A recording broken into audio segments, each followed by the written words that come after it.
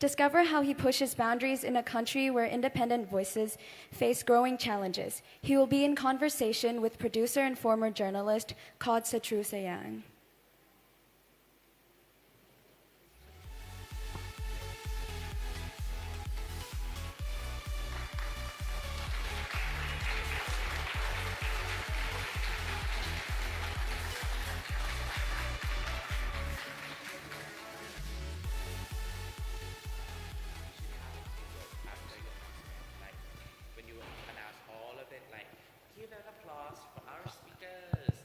Okay, that works.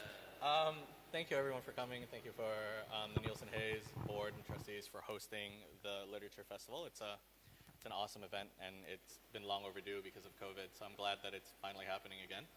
I'm really pleased actually to be sitting next to Manu, who has already been in a few panels, so he probably doesn't need that much of an introduction. But like our kind moderator said at the beginning, he's a multifaceted, multi-talented person.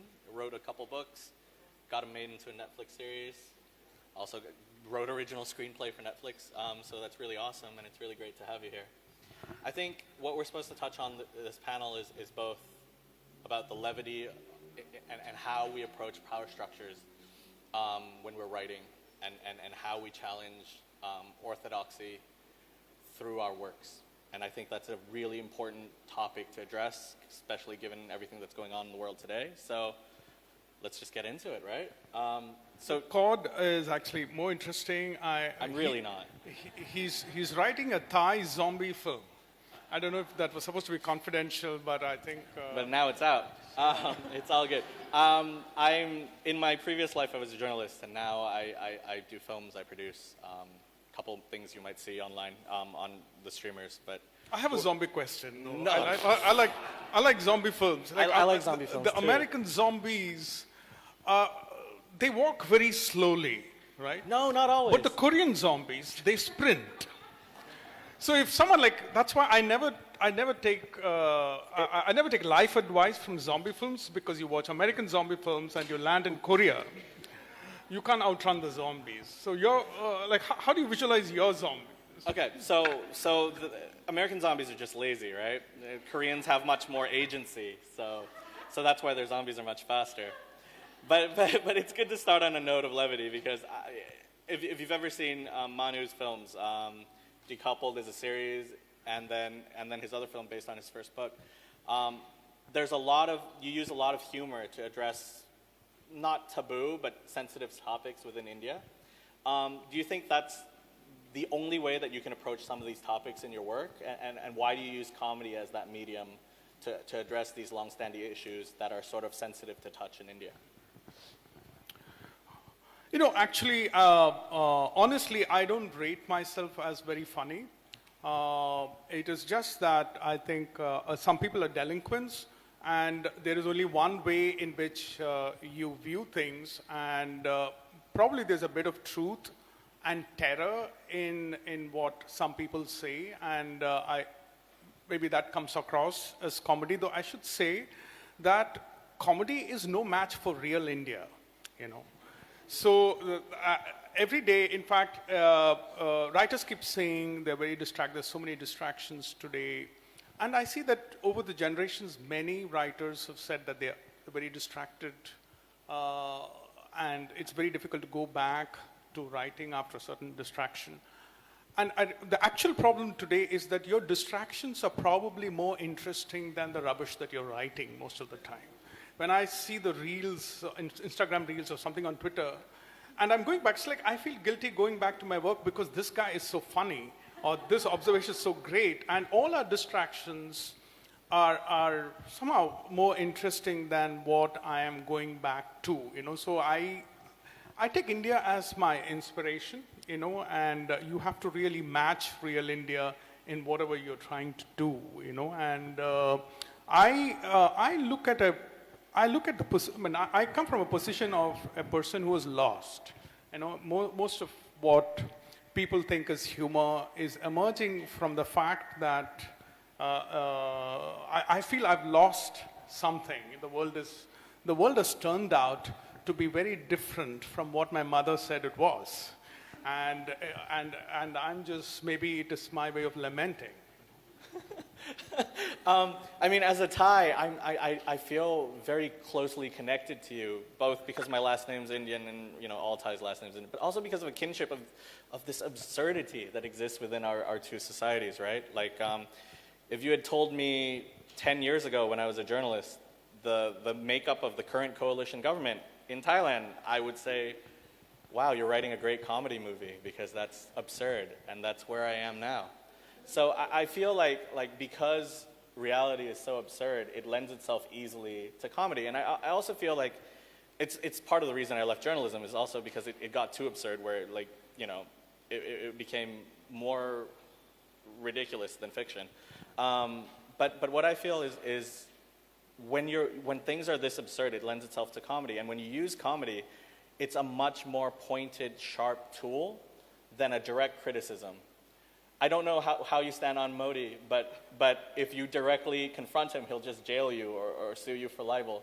But if you poke fun at his idiosyncrasies and you poke fun at his policies because they're so not something that you would expect, I think that's more sharp. And do you find that within your work as well?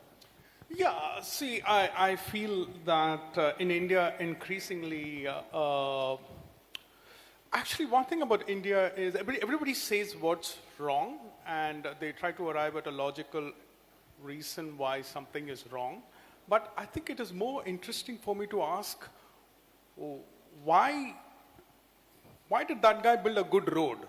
You know, for example, why good things happen in India is more interesting. Like, for example, we know that we have an excellent Delhi metro system, and politically nobody gained from it. In fact, the political party which built the Delhi metro lost very badly and will never surface again, you know. And I don't know why good things happen, you know. And similarly, we had free speech, and I never understood why they are letting me talk, you know. Why am I surviving? Like, I don't even know what will happen to me if you're right, and sometimes you just get away. But now it's more organized. Well, India is more organized in the sense that you can't. Actually, India has free speech. It's just that they've made it very difficult for you to earn well from free speech.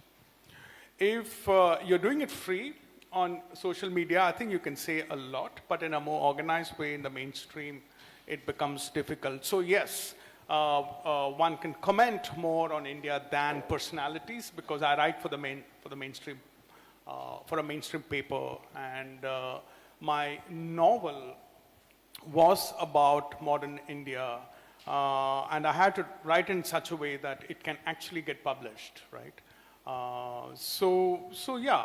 And I feel that, in fact, recently I was reading Kundera's Unbearable Lightness of Being, and he talks about how all of us are actually torn between lightness and gravitas, you know, that we like intense stuff, like love, I suppose, and parenting, certainly, and then light stuff. But then if your life is too light, you just float. And if your life is too intense, you're just borne down by seriousness. I've always found relief in lightness. I feel that the more you understand life, the more light you are, right? That's really interesting what you said just now, is that you do practice some self-censorship because you do write for a mainstream paper, and you do want to get your books published, obviously. Yeah. It's a valid concern. Do you ever feel that you compromise your integrity as an artist when you self-censorship, or do you think it's a necessary bargain that you have to do? You know, I don't think I self-censor. You know, it is just that by now I have a broad understanding of what I can write, you know, and what I want to write also. Because I'm not an activist. In fact, among the people, in fact, more than Modi and others, the people who have more problems with me are Indian activists, right? Because they're the gravitas side of life. Like, you know, everything is very, very serious. And some of the critics also, and I don't understand them. I think there is an assumption that seriousness is close to intelligence, and everybody is simulating intelligence by trying to be very serious. And sometimes when I read a complimentary review of my own work, I hope nobody else reads it, because you're never going to buy the book after reading that, though it's very complimentary, right? So I just have I just know what I want to do, and I'm only interested. I have no interest in fantasy. I have no interest in something which is assumed to be very Indian kind of writing, which is called magical realism. So I don't understand the realism part of it, where I feel like a pig flying, or suddenly a donkey begins to talk. Or zombies. Yeah, but zombie, I'll come to zombie. Like, I have more respect for zombie. I'll tell you why later. I'm just saying, like, what is the realism there? Like, if a pig can fly, that is the story, You're trying to weave in a love story with a donkey talking, but if a donkey can talk, boss, that is the story. You don't have to talk about anything else. So it's a logical flaw in magical realism, and most of fantasy. Like, I don't understand Marvel. I don't understand why you need to do fantasy, because reality is so exciting, so I don't know why they. Even I remember one of the Godzilla kind of movies. Which one? In one of those King, I don't know. I think it was Godzilla or King Kong. One of those. In Godzilla, it's the same. They go to the island where there are a lot of weird animals. Kong Skull Island. Yes. Unfortunately, we did that movie, but please keep going. I'm so sorry. Why did you guys go to an island with exotic animals and only bring back the lizard? Why not all the other animals? I've never understood fantasy, because actually story writers spend a lot of time trying to tell you that this happened. And the whole bull of literary novel is that these people exist, right? And that is why comedy probably is tough for most people, or comedy to me is satisfying, because comedy cannot exist in fantasy. Okay, even if when you think of Marvel movies, the 2 minutes when they're funny nowadays, when they're not using stupid CGI, is because of a real moment. Something which Spider-Man says, or whatever is based on reality. You can never be funny in fantasy. So I feel that this is an extension of journalism for me. So, and that is the challenge. Very interesting. No offense at Kong Skull Island. Not my proudest movie.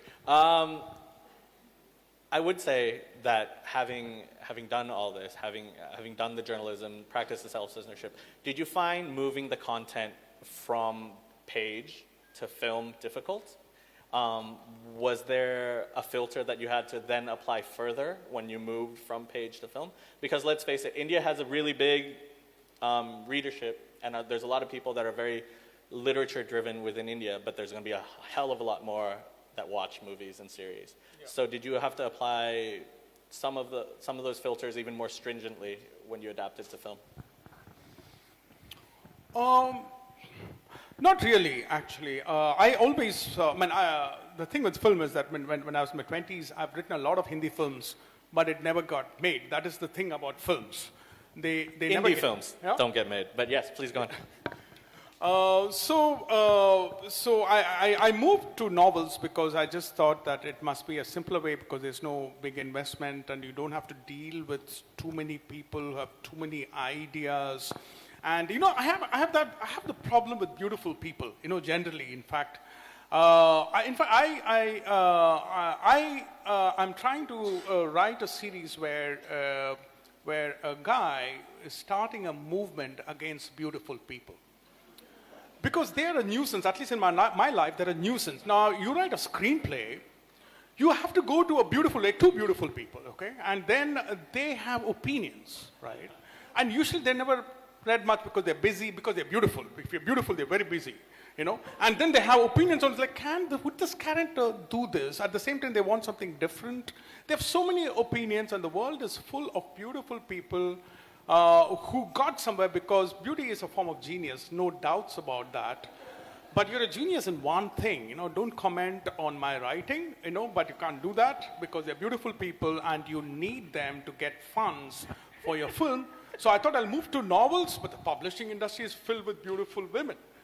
I don't know what's going on, right? But I feel, in fact, wherever I go, I ask people to join my movement against beautiful people. Because we all have a quota of discrimination that we have to make. And these days, we can't discriminate against weak people, black people, brown people. Let us discriminate against beautiful people, right? And this is something which I'll never say in India because now when I go back again, I have to meet some beautiful people to explain the ideas and get them on board. And I didn't expect writing to be so humbling. If I had known at 18 that writing is a humbling experience, I think I would have done something else, right, like say maybe I would have become a builder or something, just. So I enjoy writing a novel because it's pure. And the thing with the screenplay is that he's laughing because he's in the film industry and he knows exactly what I'm talking about. No, I'm laughing because if anyone's ever wondered what a producer does on a film, it's basically be in the middle while the creatives go, why are they fucking up my creatives? And then the beautiful people go, why aren't they making me more beautiful? And I'm just like, don't worry, guys, it's all right. That's not a lie. That's not what producers do, okay? That's the producers, my job. Producers tell the writers, no, I'll handle it. And then they go for drinks with the beautiful people. And then we tell the beautiful people, we'll handle the writers, don't worry. I said, right, it's okay. It's like, I'll manage that guy. He's got some problems, he thinks, so that's how it is done, Ego management. But I really enjoy that process where I think I've reached a point in my life where I'm ready to be mature and deal with people and take people along. I look at myself as a politician, as a screenplay writer, I don't look at myself as an artist alone. I know I'll persuade you, I'll have you on my side, but I won't lie to you. Like a lot of writers in India, India is full of cunning people because we have to negotiate so much, right? So I know a lot of writers use a lot of tricks, like they will tell the friend to say something at 3:17, which they know will make the beautiful person say something, and they'll laugh, or they'll change the conversation. They'll do a lot of things around that. But I feel that persuading people is interesting because I've realized that actors are directors of their own cast, of their own craft. So most of the time, when they feel that something is not working, I know that they have a point. It just irritates me. That's all. It just irritates me when I'm forced to face reality that a certain scene cannot be executed, which is what I love about novels. Novels can be practical because you're always in someone's head. And in fact, for Decoupled, I was on the set every day. And it is kind of quite horrible if you're the writer on the set and you can see that the scene was shit because nothing is working about the scene. It was absolutely fantastic on paper. So Decoupled, for those who don't know, is his series on Netflix about a couple who are going through a divorce and they have to navigate the intricacies of their business too. And please go back to how your film was shit, but go ahead.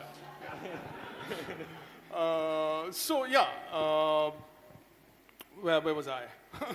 It's hard to be on set and see things so when you that see that you the didn't scene, imagine. So I take a lot of opinions seriously now. So, but then of course it's very irritating to be humbled.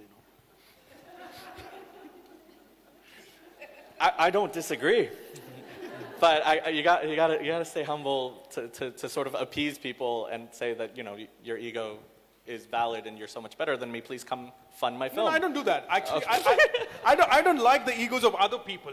So I like the ego. And this is why he's not a producer. But can I just say though, as a writer, from script all the way to final product, it goes through a lot of creatives, right? Like you said, it goes through the actors, but it also goes through the director. Is it frustrating seeing a director taking your script in a different way, rewriting some of your stuff? Yeah. Tell us about that. I know I sound facetious when I say it, but then I consciously did something. You may not be aware, South Indians are generally nice people. in an Indian context. We have a reputation of being kind of nice and polite. So I decide, that's like, yeah, she's definitely not a North Indian, yeah. But I decided to be North Indian when I moved to film, like screenwriter. I think it is very important not to be that nice when you're in a very difficult project, and unlike being a novelist or even a journalist, you're not an island anymore, and so I think the director is not very fond of me, but he was the showrunner, so we had some kind of a democracy going, but he was interested in the script, what he saw, so he tried very hard to be faithful to the script, but there are some things which only I find funny, For example, there is the scene where the husband, as it happens, I don't know if it has happened to you, not that it's happened to me, but post-divorce sex becomes very interesting for some men. And when that opportunity arises, this guy is trying to impress his wife, ex-wife, as she keeps reminding him. And her mother is irritating her. And he knows that he has to take the wife's side if he wants to get laid. So the situation is that, as most young mothers are these days, they are controlling the diet of their daughters. And her mother is saying, you young women don't know anything, okay? I've been cooking for so long, kids can eat a lot of bread and sugar, nothing is going to happen to the kids. So, and the scene was where this guy is basically taking off on the mother-in-law, saying that the reason why women of her age keep talking about food is that they have no other validation but food, okay? That everything is about food because that's what they do best. The silence in the room means that, yeah, you might be the only one that finds that funny, but please keep going. So the director said that I just don't, but considering the offense that it's going to cause, it maybe not that funny. And I find it hilarious to take on anyone who likes food and you make fun of, because I'll tell you what happens in India. I don't know if you know what jaggery is, for instance. So people say, oh, jaggery, it has iron and magnesium, as though every day they wake up, oh, I want iron, I want magnesium. No, they want sugar, right? But the way they talk about food, it's full of virtues about the food, right? And I think there is a place to take that on, And for example, scenes like that, which I had to just walk back on because I just knew that there are some battles I have to lose because I feel that it's absolutely okay to offend people because I know one thing about people, that they don't mind being offended. It is just one of the emotions that writers cause in them. You don't have to like me, okay? And if I'm able to get any kind of an emotion in you by only speaking the truth, that's all I want, You don't have to marry me, So that is my understanding with my readers, right? But sometimes you can't push a few things because it might be a bit too much, right? So here's my question. This is more now big picture things because of what you just said.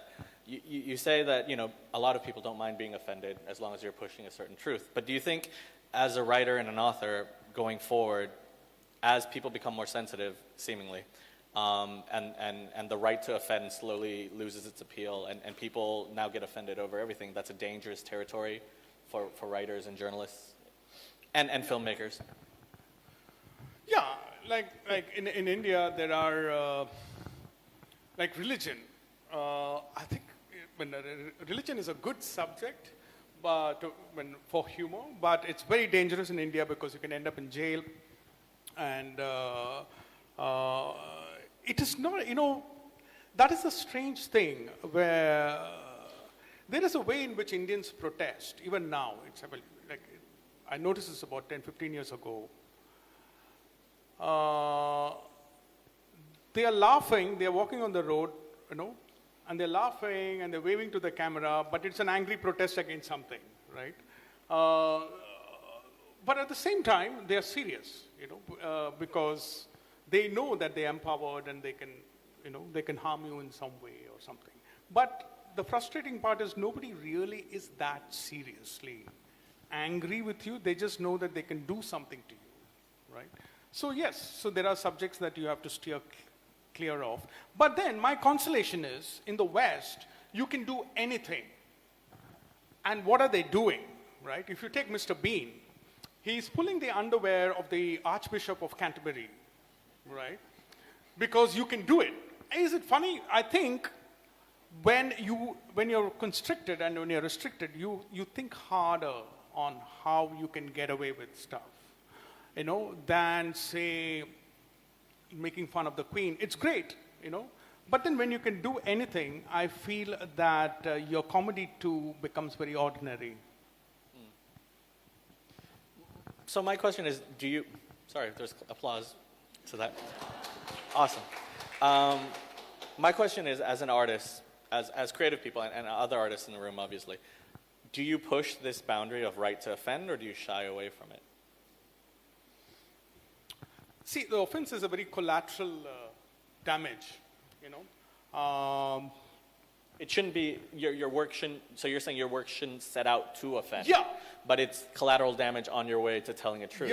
Yeah. In fact, back in India, one of the when people introduce me in the party, they say, oh, he's a provocative writer, he's a contrarian. I get very embarrassed because there's something very collegiate about it, Maybe when I was 18, even when I was 18, I was probably not, when I didn't intend to provoke.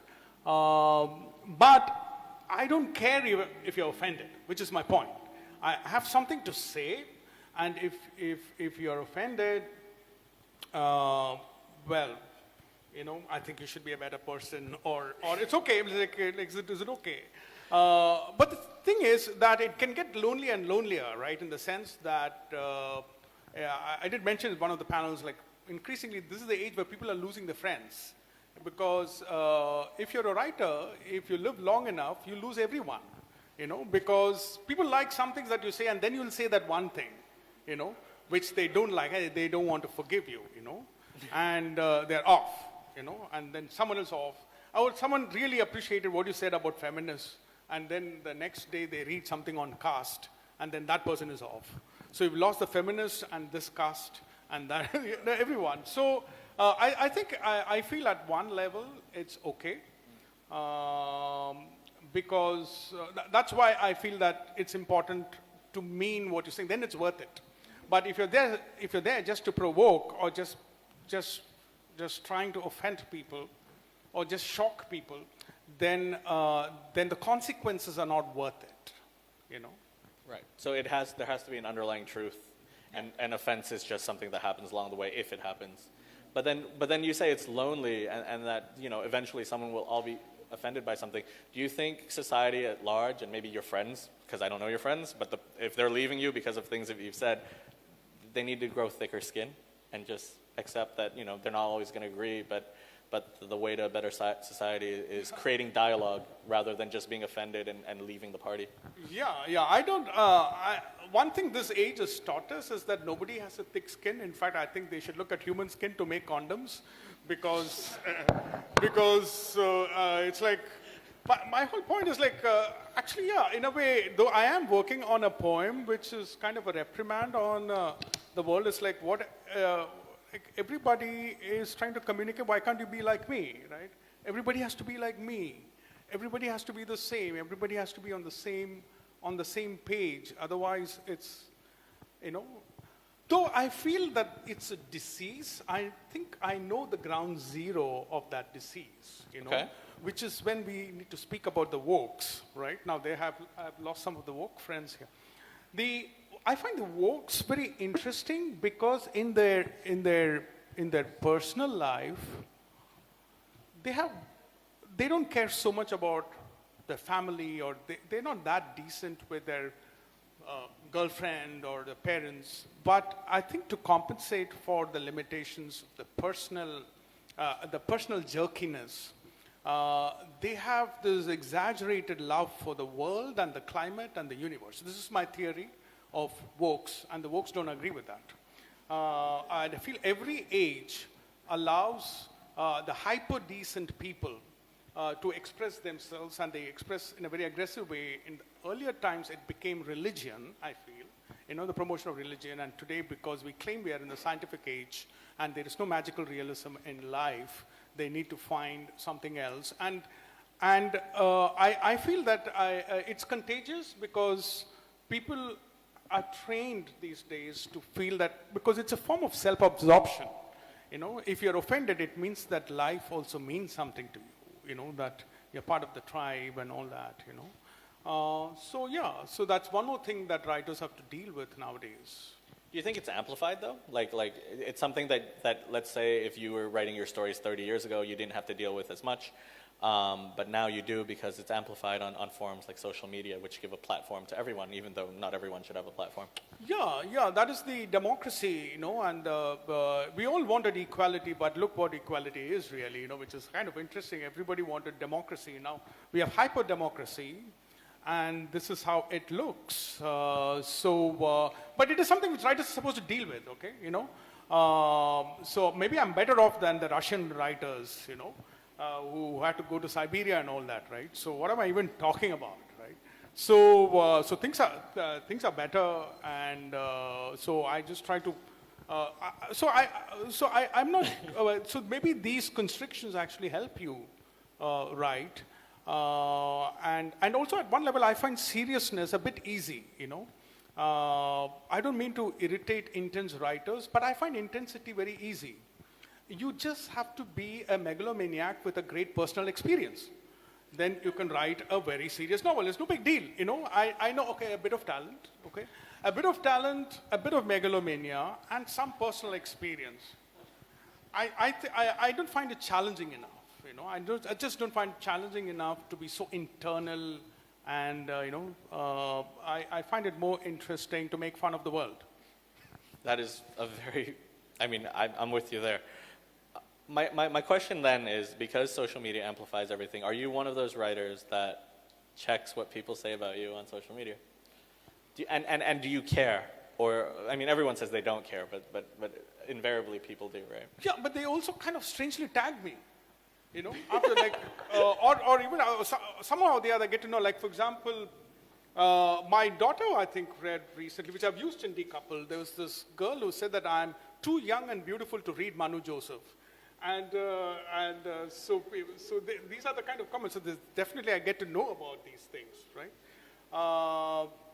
Do I consciously try to go and whip myself by keying in my name and what others are saying? I don't do that anymore because I've been writing for so long, right? So I don't. Yeah. You don't Google yourself. Excuse me. I don't go. You don't Google yourself. Google. Who uses Google? How old are you, man? You look 20, but you're talking about Google. Yeah, Google. I used to Google myself in my 20s, early 20s, and actually I Google 15 minutes later. It's like same page. It's like nothing has changed, and I Google myself in the evening, and still nothing has changed, So Manu Joseph sitting by the fire, Googling himself and drinking a scotch. That's your evening plans. Yeah. Okay, I think we're going to slowly open up to questions, and maybe, whether it's about comedy, levity, challenging orthodoxy, or even film, and how to get your books adapted to film. I think Manu's willing to take these questions. So, if anyone wants to raise their hand, we'll get a microphone over to you. Oh, gentleman in the front. Hey. Someone I recognize. Yeah, this has been fun. Thank you. Manu, I wonder if you could say a little bit more Can you introduce yourself first, Ron? Yeah, I'm Sean. I'm actually here with Indochina Productions. It's one of the sponsors there on the board. I live in Luang Prabang. And I just read Serious Men. I got a pirated copy online because it was unavailable where I live. And I bought a real copy today. Maybe you'll sign it. I want you to talk a little bit about play, because your comment about Kundera and likeness. About what? Play. And play. That is, in contrast to the Serious Men in Serious Men, it seems that Ayan and Adi really what they're about is play and playfulness, and why is that important, or why is it important to you? What role does play have in that book and in your work in general? You know, it just is. And honestly, when Serious Men was released, I would try to say something about that, you know, and I felt that I was just over-explaining some aspects of it. It is just the nature of it is just how I wanted that novel to be, because the novel, the central character in the novel belongs to a caste which was considered untouchable earlier, right? And I feel that the whole issue of caste has been so grim in India, and I'm not one of those grim guys, you know. And it is usually the upper caste people writing about how the low caste people are such horrible victims. I wanted this guy to have swag, you know. So I was trying to write almost an African American character in an Indian context, because as a journalist I met these guys, you know. So they have their own attitude, you know, because they link everything to caste, you know, and you can't argue with them. And I enjoyed that. But the element of playfulness is because I can't take so much grimness, which is also my weakness as a writer. Recently I read an observation that a lot of writers treat their characters very gently, but you should torture them a bit. You should make a lot of bad things happen to them, and that's good. Actually, that's a very good literary advice. Because a lot of writers do try to be very careful with their lead characters, unless you're this megalomaniac with a great personal experience who you want to, you know, want everybody to feel that, you know. But it's good advice, I think. At that time, it was my first novel. I wanted the world to be a happy place. I wanted people to be happy for him, you know. So that playfulness probably is coming from there. And I also feel that now I've already established what I think of the really intense stuff. I'm a big fan of the middle brow, you know, though metaphorically it's a bad expression because there is only the high brow, and I don't know how even the middle brow will look. The low brow is actually pure capitalism. Merchants trying to sell, it's a lottery. You do 100 things and one will work, you know. And highbrow is too self-absorbed, you know. I have a lot of respect for the middle brow, you know. I feel middle brow is when you're reaching out as an artist, and that is the toughest thing to do. In fact, I think why I find zombies interesting.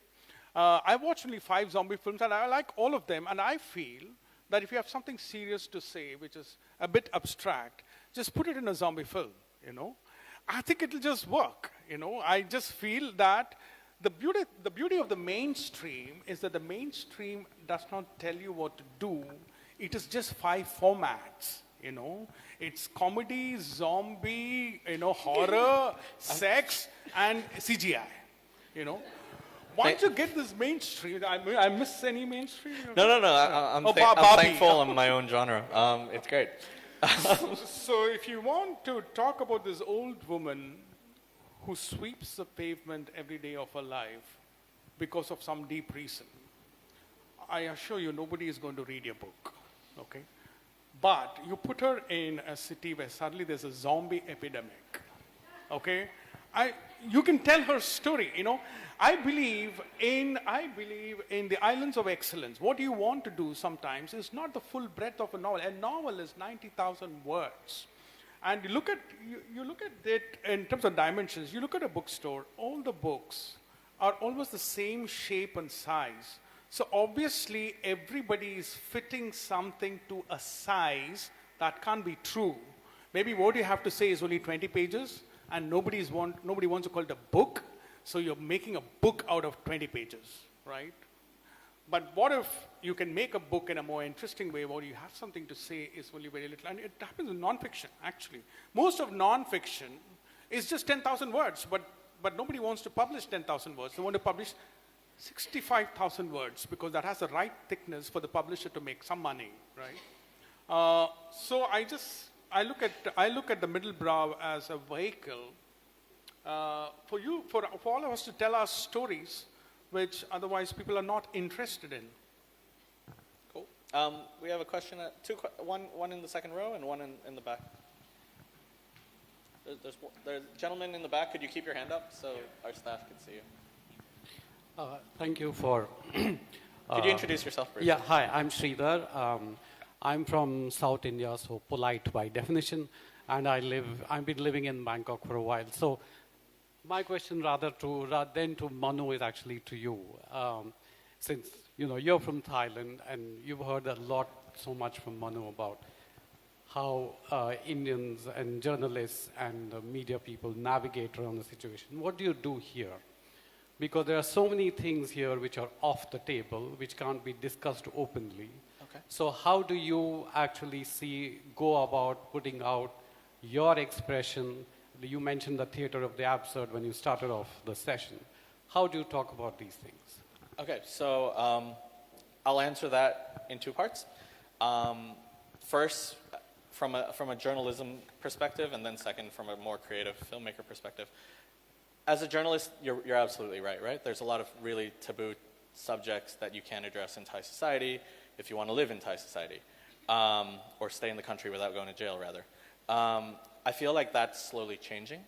I think there's a lot of very young, idealistic people who are not afraid to challenge the status quo, no matter what repercussions might befall them. And I feel like their courage has forced journalists to become more courageous, rather than it being the other way around, which it's supposed to be, which is unfortunate. And I'll leave it at that. So I do think that it's changing, and I do think that taboo subjects are not as taboo as before, and will continue to be less taboo going forward. That said, that reason is why you see the government the way it is today, is because people are challenging orthodoxy. So all the orthodox have to stick together. As a filmmaker, I want to cast Kun Thaksin in my films because he's such a great actor. But that's a different topic.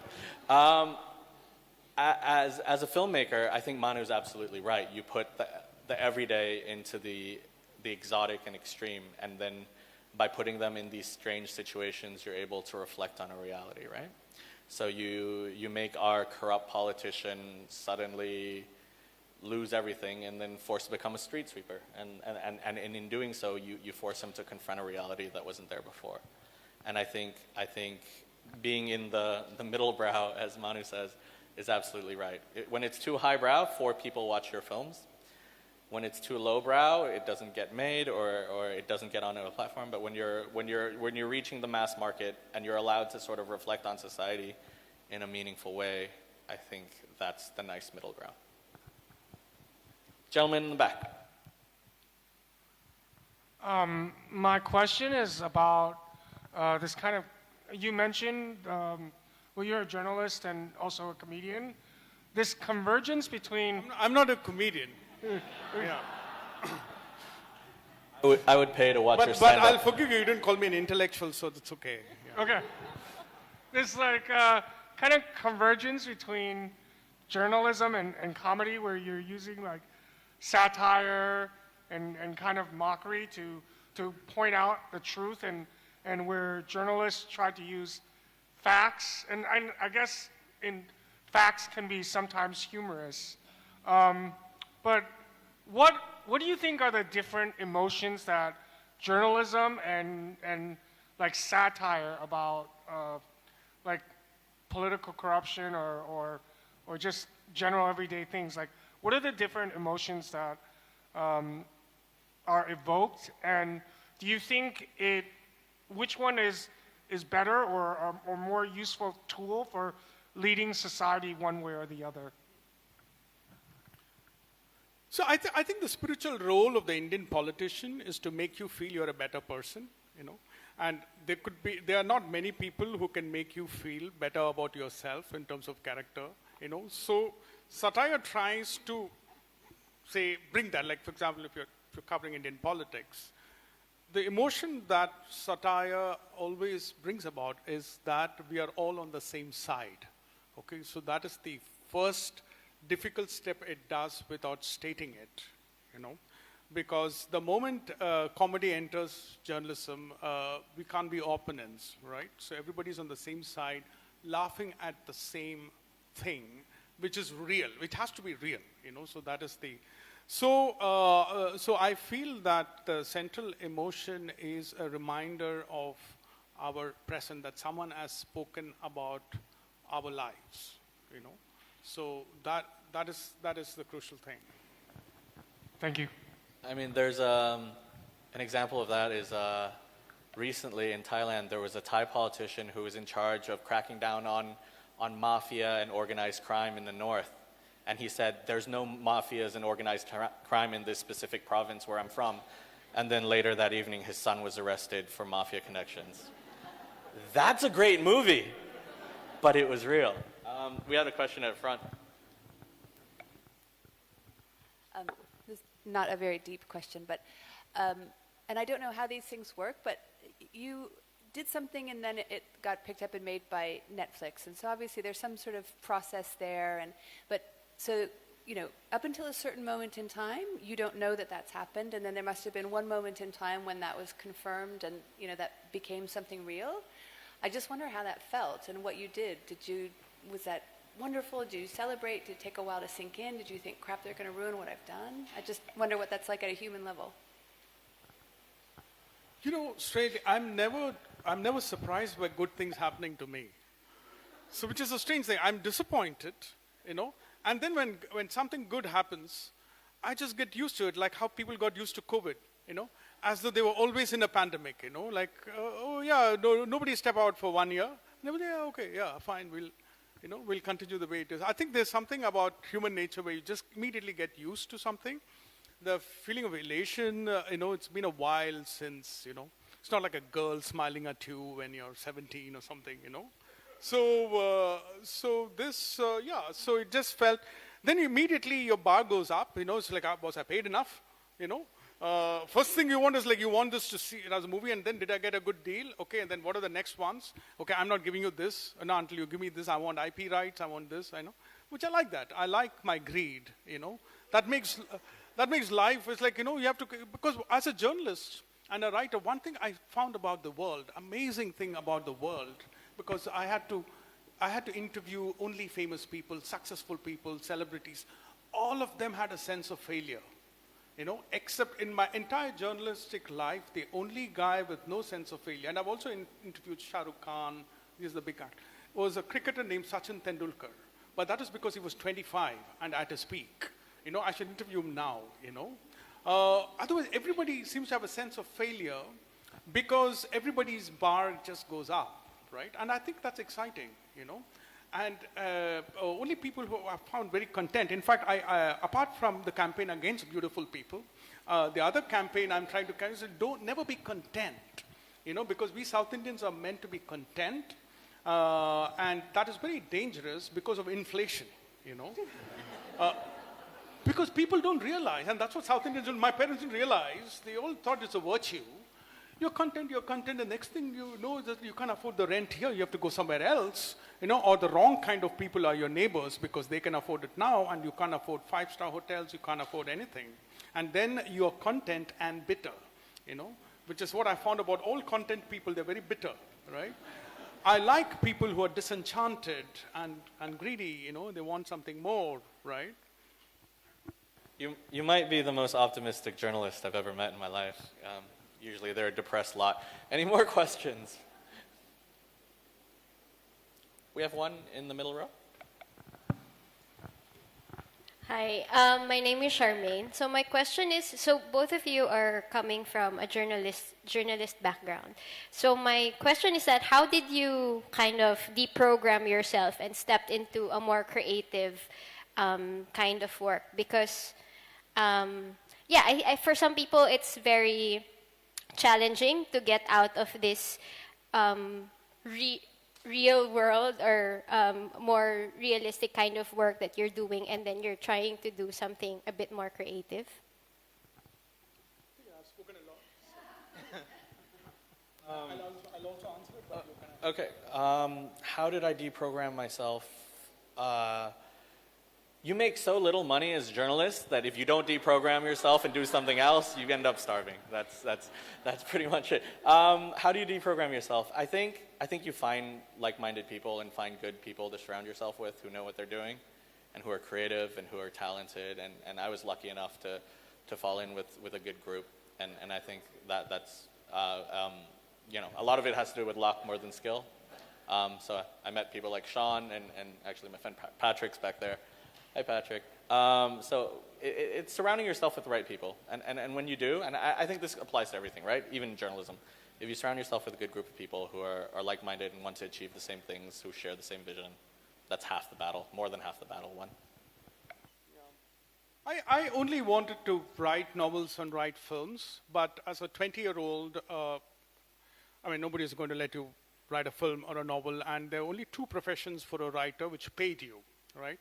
Which was advertising, but you had to be posh for that, and with limited talent, and journalism, where you had this exaggerated sense of trying to reform the world, and and self, and you didn't have many friends, so you read a lot of books, and you think you're serious. So I did try one advertising agency, but then I got a job in journalism, and then you kind of, and then you wait. What a lot of journalists do is then they sit and try to write the books in the evening, and you try to finish it. Awesome. I just got the Time's Up cue card from the awesome organizers, so we're going to have to wrap it up. But thank you, Manu, so much for this panel. It was really fun.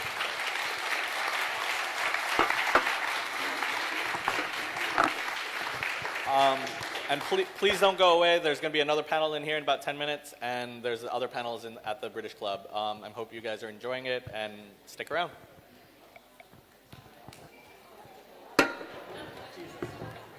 Thank you so much for a great session and your fascinating and inspiring viewpoint. The speakers will now make their way to the Neilson Hayes courtyard if you would like your book signed. Please make your way outside if you will not be attending the next session. The next session, Is Class Everything?, will start